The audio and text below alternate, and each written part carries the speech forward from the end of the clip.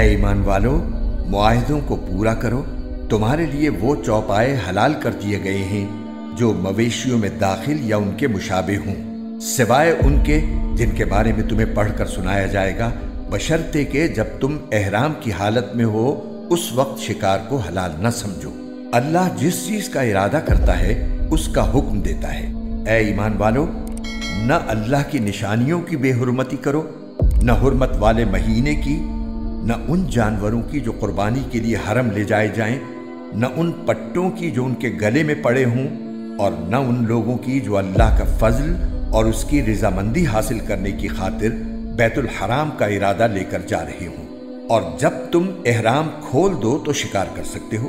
تم پر مردار جانور اور خون اور سور کا گوشت اور وہ جانور حرام کر دیا گیا ہے جس پر اللہ کے سوا کسی اور کا نام پکارا گیا ہو، اور وہ جو گلا گھٹنے سے مرا ہو اور جسے چوٹ مار کر ہلاک کیا گیا ہو، اور جو اوپر سے گر کر مرا ہو اور جسے کسی جانور نے سینگ مار کر ہلاک کیا ہو اور جسے کسی درندے نے کھا لیا ہو، الا یہ کہ تم اس کے مرنے سے پہلے اس کو ذبح کر چکے ہو۔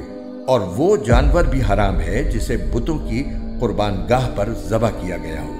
اور یہ بات بھی تمہارے لیے حرام ہے کہ تم جوئے کے تیروں سے گوشت وغیرہ تقسیم کرو۔ یہ ساری باتیں سخت گناہ کی ہیں۔ آج کافر لوگ تمہارے دین کے مغلوب ہونے سے نا امید ہو گئے ہیں، لہٰذا ان سے مت ڈرو اور میرا ڈر دل میں رکھو۔ آج میں نے تمہارے لیے تمہارا دین مکمل کر دیا، تم پر اپنی نعمت پوری کر دی اور تمہارے لیے اسلام کو دین کے طور پر ہمیشہ کے لیے پسند کر لیا، لہٰذا اس دین کے احکام کی پوری پابندی کرو۔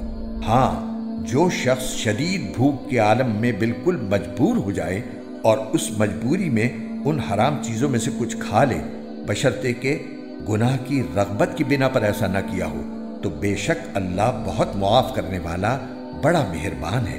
لوگ تم سے پوچھتے ہیں کہ ان کے لیے کون سی چیزیں حلال ہیں۔ کہہ دو کہ تمہارے لیے تمام پاکیزہ چیزیں حلال کی گئی ہیں، اور جن شکاری جانوروں کو تم نے اللہ کے بتائے ہوئے طریقے کے مطابق سکھا کر شکار کے لیے سدھا لیا ہو، وہ جس جانور کو شکار کر کے تمہارے لیے روک رکھیں اس میں سے تم کھا سکتے ہو، اور اس پر اللہ کا نام لیا کرو اور اللہ سے ڈرتے رہو۔ اللہ جلد حساب لینے والا ہے۔